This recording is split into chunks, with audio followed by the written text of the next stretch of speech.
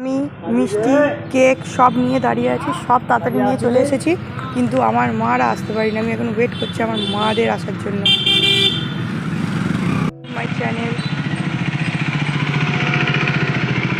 Wait করি, এখন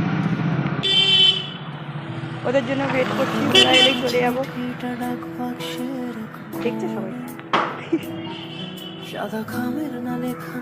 তোমরা চ্যানেলটাকে লাইক শেয়ার সাবস্ক্রাইব করো আর দেখতে থেকো পুরো।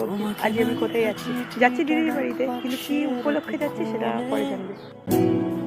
সাদা খামের না লেখা নাম এঁকেছে তার গানে, সেই চিঠি যত লেখা থাকে একা একা, সেই গানের না শোনা সুর আঁকা একা একা, ছুঁয়ে যায় তবু কখন এসে আমার মেয়ের বাড়ি